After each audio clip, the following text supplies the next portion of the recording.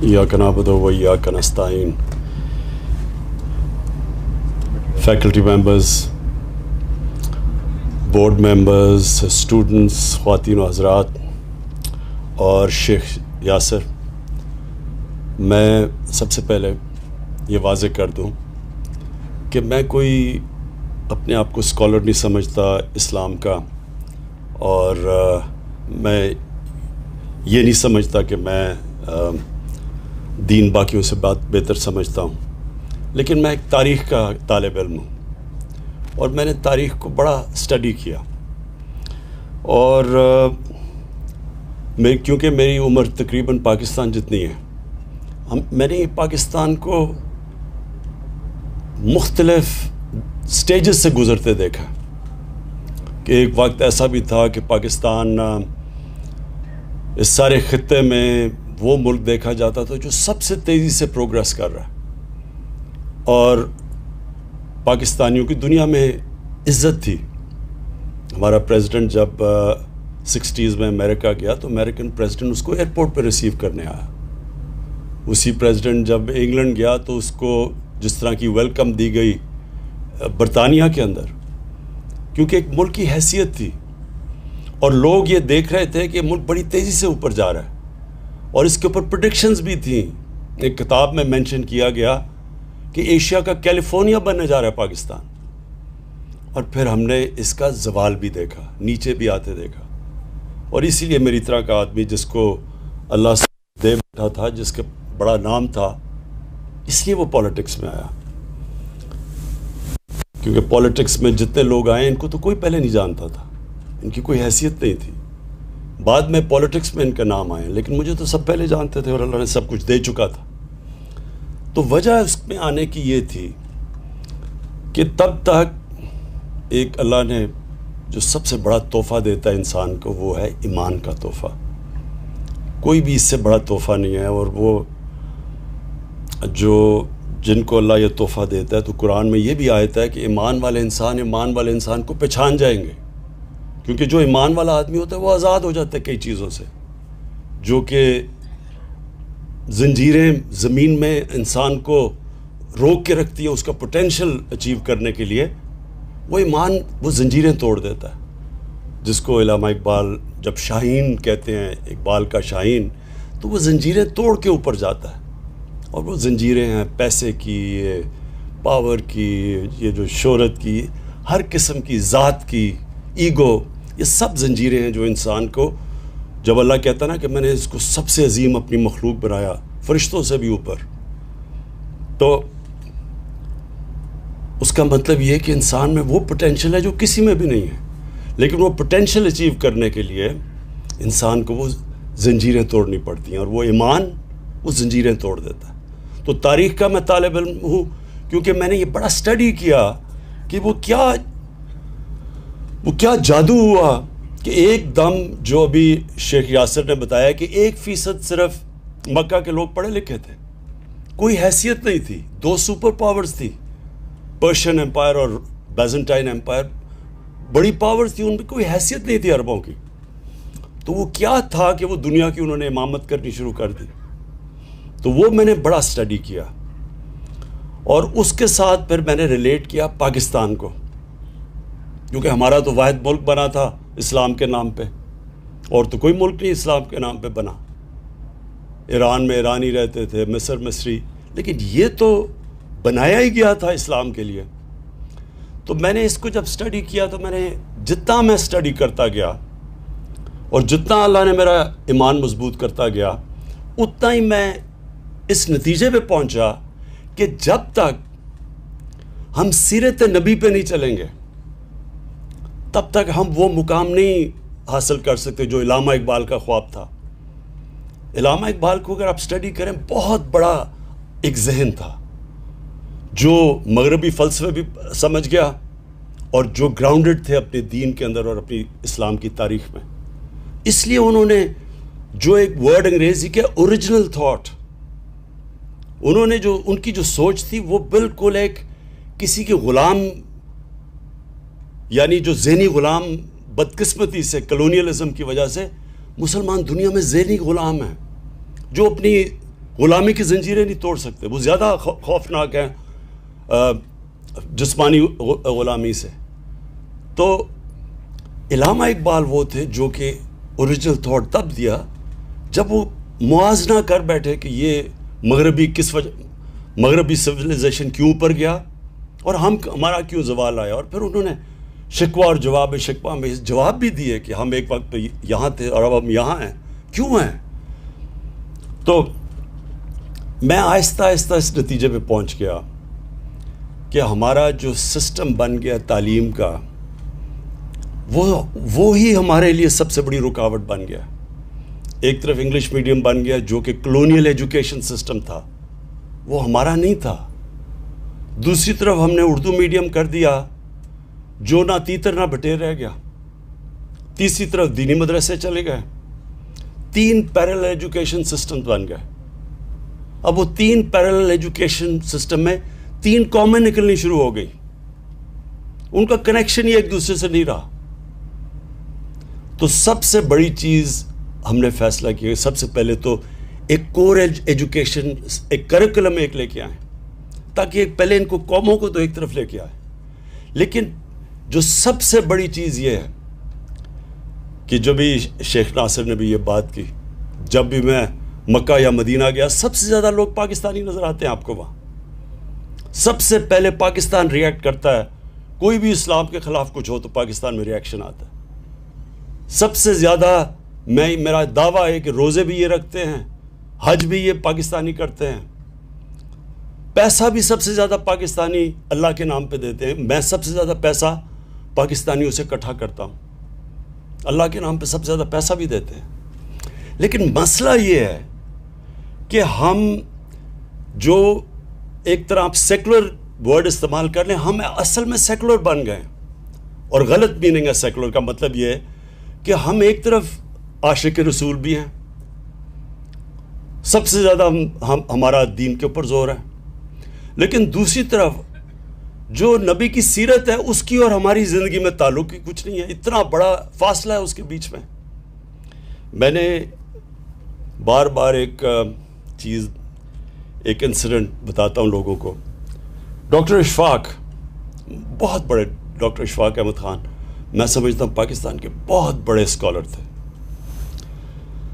ان کی میں بڑی ان سے میں ملتا رہتا تھا. تو انہوں نے مجھے ایک دفعہ یہ اپنی بات بتائی کہ جب وہ چائنا گئے اور چیئرمین ماؤ کو ملنے گئے تو چیئرمین ماؤ کو بڑا ہیرو ورشپ اس لیے کہ انہوں نے ایک جینوئن ریولوشنری تھے، سب ریولوشنریز ان کی طرف دیکھتے تھے. تو کہتا ہے جب میں ان کے پاس گیا تو وہ ان کا ایک دن ہوتا ہے گریٹ باتھ کا، وہ ینگسی دریا کی تیر کر ادھر جا کے واپس آتے ہیں تو لائنیں لگی ہوتی ہیں لوگوں کی ہاتھ ملانے کے لیے ان سے. تو کہتا میں بھی کھڑا ہو گیا. جب میری باری آئی انہوں نے کہا جی کدھر سے ہو؟ میں نے کہا میں پاکستان سے ہوں. تو اس نے کہا کہ وہ گریٹ نیشن، بڑی عظیم قوم ہے پاکستانی. بڑا حیران ہوا ڈاکٹر اشفاق. تو کہتا ساری لائن لگی ہوئی لوگوں کے پیچھے ادھر کھڑے ہو کے چیئرمین ماؤ نے مجھے ایک واقعہ بتایا کہ ان دنوں میں ایمبیسی کیپٹل کراچی تھا. تو کہتا کراچی کے اندر جو ایمبیسڈر تھا چائنا کا، وہ اس کا پاکستانی چیس پلیئر پارٹنر تھا. تو کہتا وہ جو پاکستانی پارٹنر تھا وہ ہر 2 منٹ کے بعد جائے، دوپہر بڑی گرمی تھی، سب سے زیادہ گرمی کا ٹائم تھا، اور جا کے اپنے اوپر سر پہ پانی ڈال کے پھر آ کے چیس کھیلے. تو اس نے کہا کیا مسئلہ ہے؟ اس نے کہا میں روزہ رکھا ہوا ہے. تو وہ بڑا چائنیز حیران ہوا. کہتا تم چپ کر کے پانی پی لو، کسی کو کیا پتہ چلے گا. تو جب اس چیئرمین ماؤ کو چائنیز ایمبیسڈر نے یہ بتایا تو چیئرمین ماؤ نے تب، اب ذرا دیکھیں بڑا ذہن تھا نا، تو اس نے کیا سوچا کہ کیوں یہ عظیم قوم ہے. اس نے یہ کہا کہ جو قوم گرمی میں پانی اللہ کے خوف سے نہیں پی سکتی تو سوچ لیں کہ وہ اللہ کے خوف سے سچ بھی بول سکتی ہے، وہ رشوت بھی نہ لے گی، وہ ٹیکس بھی اپنے پورے دے گی. وہ تو اس قوم کو تو کوئی روک ہی نہیں سکتا. یہی تھا مدینہ کی ریاست میں. وہ کیسے عظیم قوم بنی؟ خوف خدا تھا ان کو. وہ اپنے اوپر سیلف اکاؤنٹیبلٹی تھی کہ اللہ دیکھ رہا ہے. جس طرح کہ میں کمرے میں جا کے پانی پیوں تو اللہ دیکھ رہا ہے. اسی طرح میں کوئی غلط کام کروں گا اللہ دیکھ رہا ہے. وہ قوم کی جو کیریکٹر تھا وہ ایسا تھا کہ صرف مسلمان تاجروں کو انڈونیشیا اور ملیشیا میں کوئی فوج نہیں گئی تھی مسلمانوں کی. ان کے کیریکٹر کی وجہ سے لوگ مسلمان ہو گئے. تو میں نے اس نتیجے پہ پہنچا ہوں کہ ہمارا سب سے بڑا مسئلہ یہ ہے کہ ہمارا عظیم قوم کا کیریکٹر نہیں ہے. عظیم قوم بننے کے لیے عظیم کیریکٹر چاہیے. سچ بولنا, سچائی. ایک دفعہ نبی صلی اللہ علیہ وسلم نے کسی نے, ایک قریش آیا, کہتا جی میرا سارا قبیلہ مسلمان ہو گیا, لیکن میری جتنی اس کی عمر ہوگی, میں اس عمر کے اس حصے میں ہوں کہ میں اب عادتیں اپنی نہیں بدل سکتا. تو مجھے کوئی ایک چیز بتائیں کہ میں وہ کر لوں عمل, جس سے میں اپنی عادتیں بھی رکھوں اور مسلمان بھی ہو جاؤں. تو انہوں نے کہا سچ بولا کرو. یہ سچائی بہت بڑا کیریکٹر کا جو نبی صلی اللہ علیہ وسلم کے نبوت سے پہلے کیریکٹر کی تھی, صادق اور امین, سچ بولنے والے اور انصاف کرنے والے. اس کے اوپر بنتی ہے کیریکٹر کی بنیاد. اور جو لیڈرشپ ہوتی ہے, لیڈر کوئی بھی لیڈر بن ہی نہیں سکتا, رسپیکٹ کمانڈ کر ہی نہیں سکتا جب تک اس میں یہ دو صفتیں نہ ہوں, سچا آدمی اور انصاف کرنے والا آدمی. تو میں نے اس لیے تب سے سوچا کہ کبھی اللہ نے موقع دیا تو یہ میں نے ضرور کرنا ہے کہ ایک اپنے ملک کے اندر انسٹیٹیوشنز بنانی ہے جو کہ ایک نبی کی سیرت اور ہمارے اعمال کو جوڑے. یہ جب تک جڑیں گے نہیں ہم عظیم قوم نہیں بن سکتے. اور یہ ہم وہ بن سکتے اس لیے ہیں کہ اکثریت عاشق رسول ہے. یہ جو سارا خطہ مسلمان ہوا تھا یہ عاشق رسول نے مسلمان کیا تھا. یہ جو ہمارے بڑے بڑے بزرگ تھے, اولیاء کرام, بابا بلے شاہ, خواجہ معین الدین چشتی, نظام الدین اولیاء, داتا صاحب, میاں میر, بابا فرید گنج شکر, یہ سب عاشق رسول تھے. اور انہوں نے عام انسان کی زبان میں سیرت نبی کا پیغام لے کے گئے. قوالی ایجاد کی گئی صرف اس لیے کہ عام لوگوں کو پیغام دیا جائے ہمارے نبی صلی اللہ علیہ وسلم کا. تو اس لیے دو چیزیں, ایک تو رحمت العالمین اتھارٹی, اس کا کیا مقصد ہے؟ اس کا یہی مقصد ہے اکٹھا کرنا سیرت نبی اور ہمارے اعمال کو. اس کے لیے ہم نے میڈیا کا پورا استعمال کریں گے, ٹیلی ویژن کا, سیریلز کا, جس طرح ترکی سیریل ہے ارتگرل, اپنی تاریخ کا, بچوں کے کارٹونز کا, واٹس ایپ کا. ہم یہ ساری چیزیں استعمال کریں گے لوگوں کو آسان لوگوں کی زبان میں پیغام دینا کہ کیا سیرت نبی ہے کیا, اور کیوں آپ عظیم قوم نہیں بن سکتے, کیوں ایک انسان عظیم انسان نہیں بن سکتا جب تک اس کے اوپر نہ چلے. جو مدینہ کی ریاست, اس کے اندر جو سب سے بڑی چیز اگر آپ نوٹس کریں, تاریخ پڑھیں تو اتنے چھوٹے وقفے میں اتنے زیادہ عظیم انسان دنیا کی تاریخ میں نہیں آئے. جو دیکھتے تھے تو عظیم آدمی بن جاتا تھا. کوئی سینٹرل ایشیا نکل گیا, کوئی مصر نکل گیا, کوئی کدھر, کوئی وہ موراکو میں گھوڑے دھڑا دیے اس نے سمندر میں کہ اللہ تیری زمین ختم ہو گئی ہے. ایک سے ایک بڑا عظیم انسان بن گیا. اس یونیورسٹی کے اندر میں چاہتا ہوں کہ یہ ریسرچ کی جائے, بتایا جائے لوگوں کو. یونیورسٹیز بن ہی نہیں سکتی جب تک ان کے اندر ریسرچ نہیں ہوتی. یونیورسٹی تو بنتی ریسرچ سے ہے. ہمارے ملک میں ریسرچ ہی نہیں ہے. کوئی یہ نہیں بتا رہا آج تک کہ وہ کیا کوالٹیز تھی ان لوگوں کی کو جو دنیا کی امامت کر لی. یہ تاریخ میں تو اس کی کوئی مثال ہے ہی نہیں کہ وہ لوگ جن کی حیثیت ہی کوئی نہیں تھی وہ دیکھتے دیکھتے دنیا کی امامت کرنا شروع کر دیا. اور یہی نہیں کہ صرف یہی نہیں کہ انہوں نے فتح کی, سارے سائنٹسٹ ٹاپ مسلمان تھے, کلچرل لیڈرز تھے دنیا کے. دنیا کے تھاٹ لیڈرز ایسے بنے ہیں کہ انہوں نے دنیا کی علم کو لے کے آئے, عربی میں ٹرانسلیشن کی, اور ادھر سے پھر تھاٹ ڈیولپ کیا. لیکن سب سے امپورٹنٹ چیز یہ تھی کہ تقریباً سارے جو بڑے بڑے اسکالرز اور سائنسدان تھے سب اسلام کے اسکالرز بھی تھے. دونوں اکٹھے چل رہے تھے.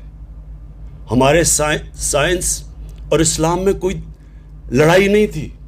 ہاں ایک بعد میں ضرور چلی ریشنلسٹ اور ان کے اندر جو دوسری دو اسکول آف تھاٹس کے اندر چلا. لیکن آن دا ہول اسکالر بن ہی نہیں سکتے تھے. کوئی بھی پڑھ لیں, البرونی پڑھیں, ابن خلدون پڑھ لیں, ساروں کے اندر ان کا کنیکشن اللہ کے ساتھ تھا. سو وہ کنیکٹڈ تھے. اس وقت جو ضرورت ہے پاکستان میں دو چیزوں کی. ایک کہ ہماری یونیورسٹیز کے اندر ریسرچ کی جائے. سب سے بڑا مسئلہ ہمارا اس وقت ملک میں آیا ہوا ہے ویسٹرن کلچر. ویسٹرن کلچر کو ہم صحیح معنی میں کرٹیک نہیں کر سکتے. ہم بتا ہی نہیں سکتے اپنے آنے والی نسلوں کو کہ اس کی طاقت کیا ہے, کیا وجہ ہے کہ ویسٹرن کلچر اوپر ٹیکنالوجیکل سائنٹیفک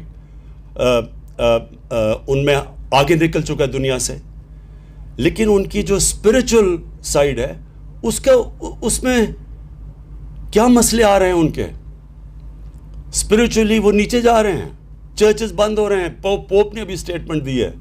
اس نے کہا Europe has become spiritual barren area, desert, spiritual desert. کیا وجہ ہے؟ دونوں کو انسان میں جسم بھی ہوتا ہے اور روح بھی ہوتی ہے. انسان دو چیزوں کا بنا ہوتا ہے. آپ صرف جسمانی سائڈ کے اوپر پوری توجہ دیں, امبیلنس آ جاتا ہے انسانوں میں. اور یہی وجہ ہے کہ ہمارے جو یوتھ ہے اس میں کنفیوژن آئی ہوئی ہے اس وقت. ایک تو وہ دیکھتا ہے ویسٹرن کلچر اور ان کی آگے اور ٹیکنالوجیکل پروگریس ہر طرح آگے ہیں, تو وہ ایک دوسری طرف ہمارا دیکھتا ہے اور وہ سمجھتا ہے کہ ہم تو پیچھے رہ گئے ہیں دنیا سے. اور یہ بہت بڑی ٹیمپٹیشن ہوتی ہے جب کوئی معاشرہ پروگریس کرتا ہے اس کو بلائنڈلی کاپی کرنا شروع کر دے. اور وہ اس لیے ہوتا ہے کہ ہمارے ملک میں صحیح معنی میں ہم ریسرچ کر کے اپنی یوتھ کو انفارم چوائسز دینے کا موقع نہیں دے رہا ہے. جب ہم ریسرچ کریں گے, جب ہم بتائیں گے کہ یہ ان کی طاقت ہے, ان کی کمزوری ہے, کیا ان کے مسئلے آئے جب ان کی اسپرچویلٹی گری ہے, ان کا فیملی سسٹم میں کیا مسئلہ ہے, خاندانی نظام ان کا نیچے چلا گیا ہے, وہ کتنی 40 سال پہلے ان کا خاندانی نظام کدھر تھا, آج کدھر چلا گیا ہے, اس کے کتنے اثرات ہیں معاشرے میں.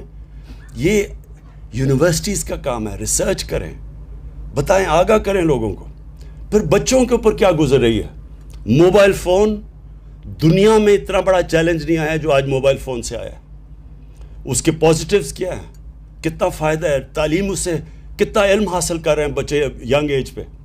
لیکن جو اس کے اندر پورنوگرافک مٹیریل آ رہا ہے اس کے نقصانات کیا ہیں, کیسے کوپ کرنا ہے, بچوں کو ہتھیار کیسے دینے ہیں. یہ جو ایک بالکل نئی ریالٹی آ گئی ہے, آپ یہ بند تو نہیں کر سکتے, سوشل میڈیا کو نہیں بند کر سکتے, آپ روک تو نہیں سکتے ان کو, لیکن آپ اپنے بچوں کو کم از کم بتا تو سکتے ہیں اچھے برے کی, اس کی ایڈوانٹیج کیا ہے, یہ طرز زندگی لوگے تو اس کا یہ نقصانات ہے, اس کے یہ فائدے ہیں. ہم اپنے بچوں کو چوائسز تو دے سکتے ہیں. اور پھر میں ورڈ یوز کرتا ہوں, انفارم چوائسز. انفارم چوائسز تب آتی ہیں جب آپ بچوں کو بتائیں تو صحیح, آگاہ کریں, شعور پیدا کریں انہوں میں. اس لیے یہ یونیورسٹیز بڑی امپورٹنٹ ہے. القادر یونیورسٹی کے اندر انشاءاللہ ریسرچ کی جائے گی, انٹرنیشنل اسکالرس کے ساتھ ان کے ساتھ کنیکشنز ہوں گے, جس طرح شیخ ناصر ہے. ڈبیٹس کروائی جائیں گی. ڈبیٹس, یہ یاد رکھیں کہ ہمارے ملک میں ایک بہت بڑا ہمیں نقصان پہنچا ہے. ہم اجتہاد نہیں ہونے دیتے. قرآن کے اندر اللہ کا حکم ہے اجتہاد کرو, ڈبیٹ کرو. جب آپ اجتہاد ہی نہیں ہونے دیں گے تو تھاٹ پروسیس آگے کیسے بڑھے گا. علامہ اقبال کا جو کتاب ہے ریکنسٹرکشن آف اسلامک تھاٹ, وہ اس کے اندر تو اگر آپ جس کا موقف آپ سے مختلف ہوگا آپ اس کو کافر کہہ دیں گے تو اجتہاد کیسے ہوگی. تو ہم آگے تو بڑھ ہی نہیں سکتے. ہم اسلام کے, اور اس لیے جو سب سے بہترین اسلام کے اوپر کام ہو رہا ہے وہ مغربی ممالک میں ہو رہا ہے. شیخ یاسر آپ کو بتائیں گے کس طرح کی وہاں ڈیبیٹس چل رہی ہیں، کیسے کیسے اسکالرز وہاں بیٹھے ہوئے ہیں، کیونکہ وہاں کفر کا فتویٰ کا ڈر نہیں ہے۔ ہمارے ملک میں پھر سے کہتا ہوں کہ بہت پوٹینشل ہے، اللہ نے اس ملک کو سب کچھ دیا۔ ہمارا جو سب سے بڑا مسئلہ لیڈرشپ، ہمارے لیڈرشپ کے اندر جو جس طرح کے لیڈرز آنے چاہیے وہ نہیں آتے۔ وہ کیوں؟ کیونکہ لیڈرز کے اندر وہ جو کیریکٹر لیڈر کا ہے وہ نہیں ہے۔ ہمارے پولیٹیکل لیڈرشپ کے اندر بجائے یہ سوچیں کہ یہ بہت بڑا، آپ جب ایک لیڈر بنتے ہیں آپ پہ اللہ بہت بڑی ذمہ داری ڈال دیتا ہے۔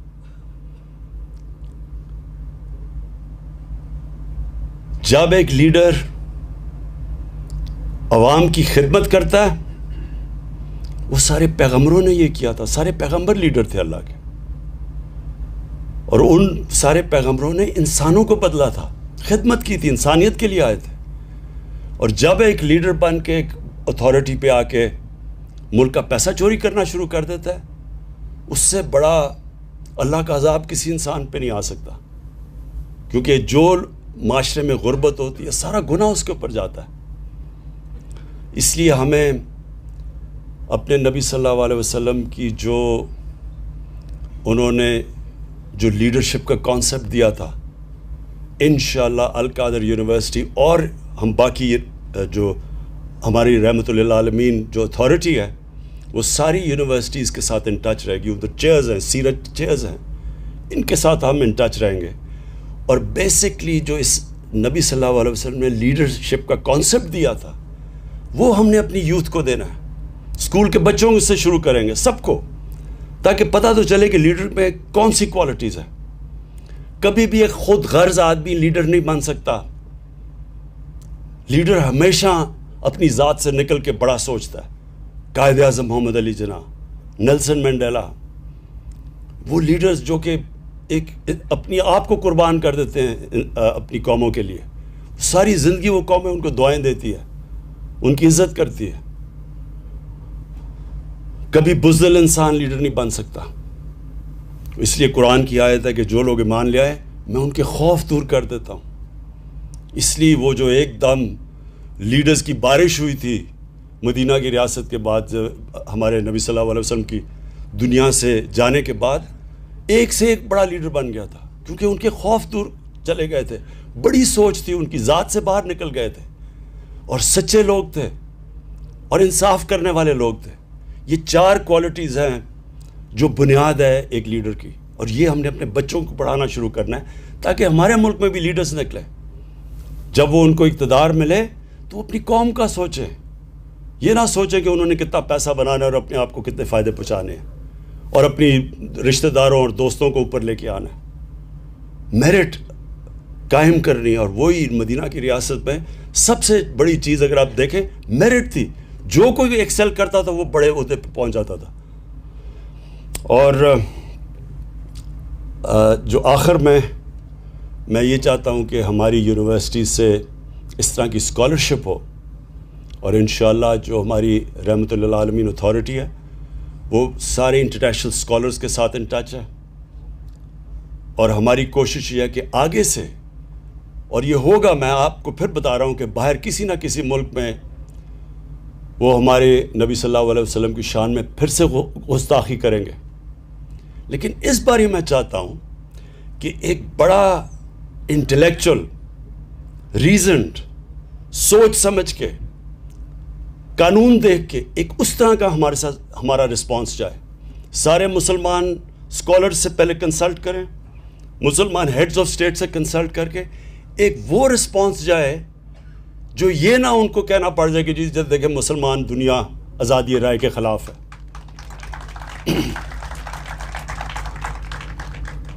اور اس کے علاوہ جو میں چاہتا ہوں کہ ہمارے جو اس یونیورسٹی میں جو ہمارے بڑے بڑے، جس طرح میں نے بزرگان دین تھے جن کی وجہ سے اسلام پھیلا تھا سارے بر صغیر میں، ان کے اوپر بھی ریسرچ ہو، اور ان کے جو کلام ہیں وہ ہم جب یہ بڑے بڑے